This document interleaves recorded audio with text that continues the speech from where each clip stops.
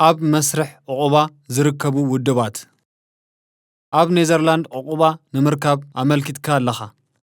ኣብ እዋን እቲ መስርሕ ዝተፈላለዩ ውድባት ከጋጥሙኻ እዮም።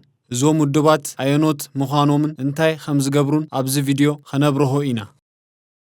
ምስ ዝተፈላለዩ ውድባት ኣብ ትገብሮም መብዛሕትኦም ዝርርባት ኣተርጓሚ ናይ ምርካብ መሰል ኣለካ። ኣተርጎምቲ ድማ ገለልተኛታት ነፃን እዮም። ናይ ምዝገባ ምዕራፍ ኣብ ኔዘርላንድ ድሕሪ ምእታውካ ብቐጥታ መንነትካን ዜግነትካን ምስ ዘጻርዩ ዝርዝር ሓበሬታኻ ምስ ዝመዝግቡ ከምኡ እውን መዕቆቢኻን ድሕንነትካን ምስ ዘረጋግጹ ውድባት ክትራኸብ ኢኻ። ኣገልግሎት ምልላይ መንነትን ምጽረያን ሓተትቲ ዕቑባ DISA ናብ ኔዘርላንድ እትው ምስ በልካ ዝርዝር ሓበሬታትካ ይምዝግብ። ሰራሕተኛታቱ ድማ ሰነዳት ክሓቱ ኣሰር ኣጻብዕትኻ ክወስዱን ከምኡ እውን ስእልኻ ከልእዩን እዮም።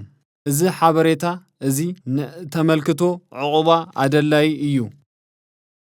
ወታደራዊ ፖሊስ ንግስነት ኔዘርላንድ ወታደራዊ ፖሊስ ንግስነት ኔዘርላንድ ዶባት ይከታተሉ፣ ሰነዳትካ ይቆጻጸሩ፣ ከምኡ እውን ሓቀኛታት ምዃኖምን ዘይምዃኖምን ይምርምሩ። ሓደ ግዜ ድማ ዝርዝር ሓበሬታትካ እውን ኣብቲ ስርዓት ይምዝግቡ። ኣገልግሎት ኢሚግሬሽን ዜግነት IND ንዘመልከትካዮ ዕቑባን ይግምግም። ንውልቃዊ ታሪክኻን ኣብ መበቆል ሃገርካ ንዘሎ ኩነታትን ይምርምሩ።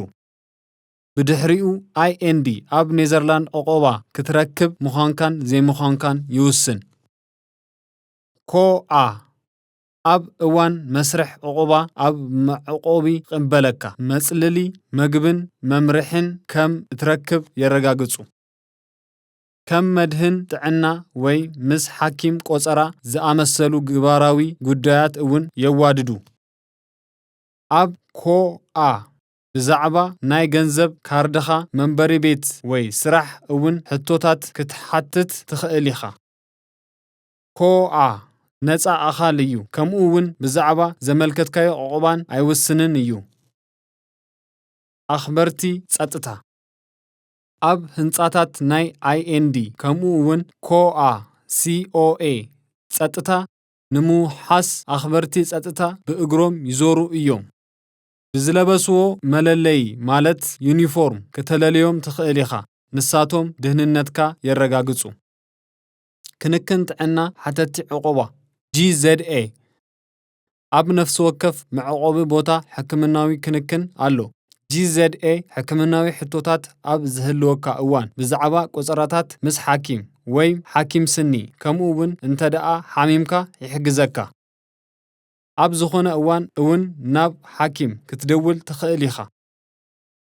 ኒዶስ ዕድመኻ ትሕቲ 18 ዓመት ድዩ? ከምኡ እውን ኣብ ኔዘርላንድ ወለዲ የብልካን ዲኻ? ስለዚ ስቲችቲንግ ኒዶስ ክሕግዘካ እዩ። ኣገስቲ ውሳነታት ኣብ ትገብረሉ እዋን ዝሕግዘካ ኣብ ቤት ትምህርቲ ክትከይድ ከም ትኽእል ዘረጋግጽን ሕቶታት ምስ ዝሃለወካ ክትረኽቦ እትኽእልን ሞግዚት ክምደበልካ እዩ። ኒዶስ እውን ብዛዕባ ዘመልከትካዮ ዕቑባ ኣይውስንን እዩ። ሓፈሻዊ መስርሕ ዕቑባ ኣብዚ ምዕራፍ እዚ ብዘይካ እቶም ድሮ ኣቐዲምካ እትፈልጦም ውድባት ኣብ እዋን መስርሕ ዕቑባ ዝሓገዙኻን ኣድላይ ኣብ ዝኾነሉ እዋን ድማ ብዛዕባ ውልቃዊ ኩነታትካ ምኽሪ ዝሕቡኻን ሓደስቲ ውድባት እውን ዘጋጥሙኻ እዮም።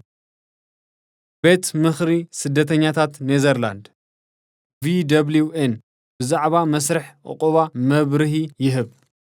ሰራሕተኛታቱ ኣብ እዋን እቲ መስርሕ ዕቑባ ውልቃዊ ሓገዝን ደገፍን ንኽቡኻ ድሉዋት እዮም። VWN ብዛዕባ ዘመልከትካዮ ዕቑባ ኣይውስንን እዩ። ቦርድ ሕጋዊ ሓገዝ RVR ቦርድ ሕጋዊ ሓገዝ ኣብ እዋን መስርሕ ዕቑባ ጠበቓ ከም ዝምደበልካ ከረጋግጽ እዩ።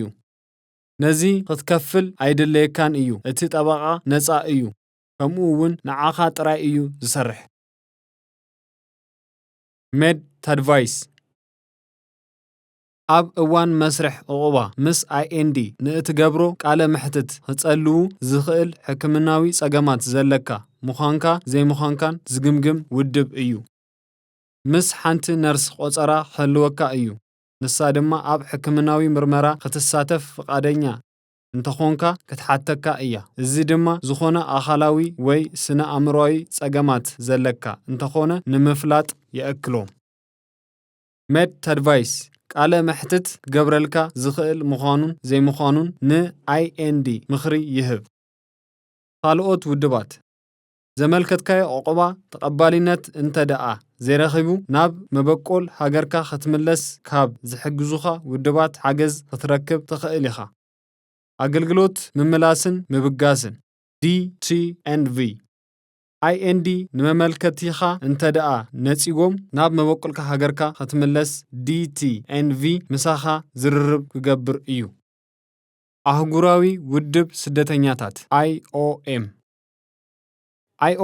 ብወለንታኦም ካብ ኔዘርላንድ ዝወፁ ንዝደልዩ ሰባት ይሕግዝ ብዛዕባ ምምላስ ሓበሬታ ይህቡ ከምኡ እውን ምብጋስ ኣብ ምድላው ይሕግዙ ምምስራሕ ዝርዝር ሓበሬታትካ ኣብ እዋን እቲ መስርሕ ውድባት ብዛዕባኻ ዝምልከት ሓበሬታ ይዕቅቡ እዮም ንኣብነት ሽምካ ዕለት ልደትካን ሰነዳትካን እዚ ሓበሬታ መመልከቲኻ ብግቡእ ከም ዝምስራሕ ንምርግጋጽ ይሕግዝ ሓደ ግዜ ብሕጊ ዝግደዱ እንተደኣ ኮይኖም ዝርዝር ሓበሬታትካ ንኻልኦት ውድባት የካፍሉ እዮም ኩሎም ውድባት ድማ ንዝርዝር ሓበሬታትካ ብውሕሱን ብጥንቃቐን እዮም ዝሕዝዎ ንዓኻ እውን መሰላት ኣለውኻ ኣየኖት ሓበሬታት ምዃኖምን ንምንታይ ኣብ ጥቕሚ ከም ዝውዕሉን ክትሓትት ትኽእል ኢኻ ቤት ምኽሪ ስደተኛታት ኔዘርላንድ VWN ዝርዝር ሓበሬታትካን ንኻልኦት ውድባት ኣይካፍልን እዩ